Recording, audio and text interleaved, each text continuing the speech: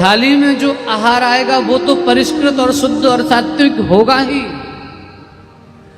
एक आहार और है, और वो आहार क्या है? केवल जो थाली में आता है वही आहार नहीं है जोशी जी। आहार वह भी है जो हम आंखों से देखते हैं, जो कानों से सुनते हैं, जो त्वचा से स्पर्श करते हैं, यह भी आहार की श्रेणी में आता है। अच्छे विचार ही श्रवण करेंगे, अच्छा दृश्य ही देखेंगे, अच्छे लोगों का ही संग करेंगे, यह भी एक आहार है। और अगर यह आहार शुद्ध और सात्विक नहीं हो पाया तो थाली के आहार से ज्यादा काम बनने वाला नहीं है। तो स्थूल भोजन और सूक्ष्म भोजन दोनों आपके पवित्र हों उस दिन।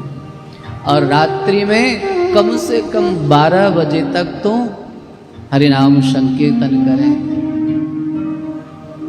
जागत सोवत शरण तुम्हारी, इस भाव से भर करके भगवान श्री हरि के नाम का संकीर्तन करें।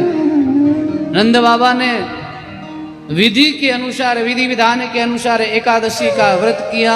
व्रत करने के बाद फिर द्वितीय दिवस रात्रि की वेला में ही नदी में स्नान करने के लिए चले गए। हमारे यहाँ कहा गया है चार्य कार्य जो है वो संध्या काल में नहीं करना चाहिए, भोजन नहीं करना चाहिए। संध्या के समय जब 2 वेलाएं मिल रही हूं तब भोजन नहीं करना चाहिए। आहारात जायते व्याधि, अगर आहार करेंगे तो व्याधि होगी। स्वाध्यायांग मरणध्रुवम, संध्या के समय स्वाध्याय भी नहीं करना चाहिए, निद्रा नहीं करना चाहिए, सोना नहीं चाहिए। चाहे कितनी भी नींद आ रही हो भैया, शाम का वक्त है तो उस समय तो कम से कम आपको उठ करके बैठ जाना चाहिए। और आजकल तो बड़ी आग लगी हुई है, दिन भर तो जागेंगे, इधर उधर से शाम को आएंगे तो डल जाएंगे बिस्तर पे। दिन भर इधर उधर से घूम करके सांझ के वक्त ही, अरे भाई सूर्य उदय और सूर्यास्त दोनों का वंदन करना चाहिए। प्रेम से कहिए श्री राधे। तो नारायण वेला का विशेष ध्यान रखना चाहिए। आसुरी वेला में स्नान नहीं करना चाहिए। नंद बाबा ने आसुरी वेला में स्नान किया, वरुण के दूत पकड़ करके ले गए। सभी ग्वाल वालों ने जाकर के निवेदन किया भगवान से कि भगवान आप रक्षा करिए। श्री ठाकुर जी गए और जैसे ही वरुण ने श्री ठाकुर जी को देखा, देख करके हाथ जोड़ करके प्रार्थना करने लगा। क्या कहता है? अजानता माम केन मूणेना कार्य वेदिना आनीतो यम तब पिता तद भवान छन्तुमर्हसि। अजानता माम केन, ये मेरा जो शिष्य है, ये मेरा जो सेवक है, ये मूढ़ है, ये ठीक ठीक समझता नहीं है। हे प्रभु इसके अपराध को क्षमा कर दीजिए। तद भगवान छन्तुमर्हसि, आप उसको क्षमा कर दीजिए। भगवान ने क्षमा कर दिया। नंद बाबा को लेकर के आए। नंद बाबा ने पूरे ब्रजवासियों को ये कथा सुना दी कि हमारे लाला की तो खूब जय जयकार रह रही है। वहाँ 4 मुख वालों वो भी बाकी स्तुति करे है,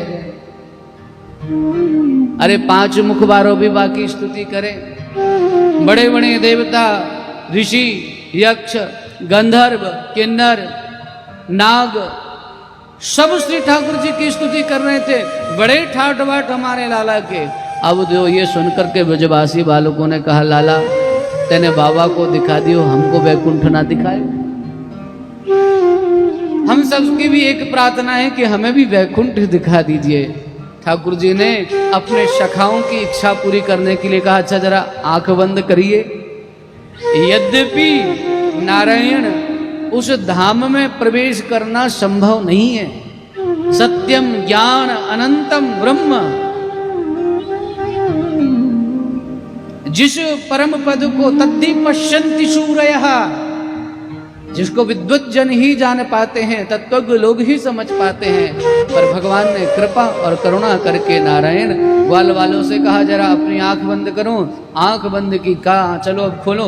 और जैसे ही आंख खोली तो चारों तरफ भगवान की स्तुति का गान हो रहा है, आनंदमय वातावरण है, नृत्य हो रहा है, संगीत हो रहा है। किसी से पूछें भैया जरा एक बात बताइयो, जामे हमारा लाला कौन से? किसी ने कोई जवाब नहीं दिया। एक से आके पूछी भैया राम राम, का उन्हें राम राम की जवाब नहीं दी। तो बोले शायद राम राम सा तो गुजरात में चलता है, राजस्थान में चलता है, यहाँ गुजराती लोग होंगे उनका चलता होगा। तो जय श्री कृष्ण बोले। बोले जय श्री कृष्ण से भी जवाब नहीं दिया। तो बोले भैया राधे राधे, राधे राधे से भी कोई जवाब नहीं दिया।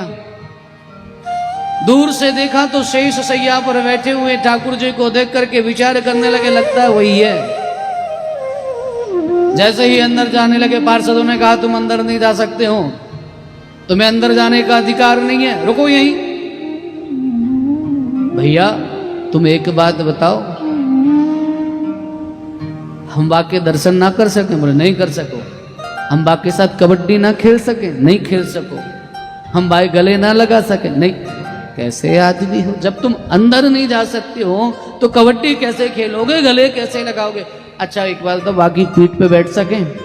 नहीं बैठ सके। अच्छा एक बात बताइयो, बा को मार मार के दौड़ा सके?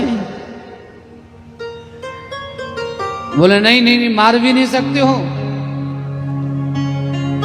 बोले जैसे अगर तुम्हारा मन जाने का नहीं हो तो मैं यहीं से कपड़े की एक गेंद बनाकर बाकी मुंह में मारूं? प्रेम से कहिए जय श्री राधे। तुम बस एक बार का अनुमति दे दो।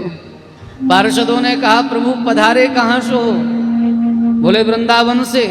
पार्षद सतर्क हो गया, बोले प्रभु अब आपको आज्ञा बिल्कुल नहीं, पता नहीं क्या उत्पात मचाओगे तुम लोग। प्रेम से कहिए श्री राधे। फिर पार्षदों से भगवान के उन ब्रजवासी बालकों ने कहा जा बैकुंठ में हम ठाकुर को गले ना लगा पाए, जा बैकुंठ में बाकी साथ कबड्डी नहीं खेल पाए, जा बैकुंठ में बा को कंठ से ना लगा पाए, जा बैकुंठ में बाय गाली ना दे पाए, जा बैकुंठ में हम अपने सखा को देख ना पाए। आग लगे ऐसे बैकुंठ में, हमारा तो वृंदावन भी बैकुंठ से बड़ा है। हमें नहीं चाहिए बैकुंठ। और सच में हमारे ब्रजवासी जन कहते भी हैं, गोपिन के द्वार द्वार हरिद्वार वसत, यहाँ वदरी केदारनाथ फिरत दास दासी हैं। जमुना में जगन्नाथ, रेणुका में रामेश्वर, तरुतर में पड़े रहत अयोध्या के वासी हैं।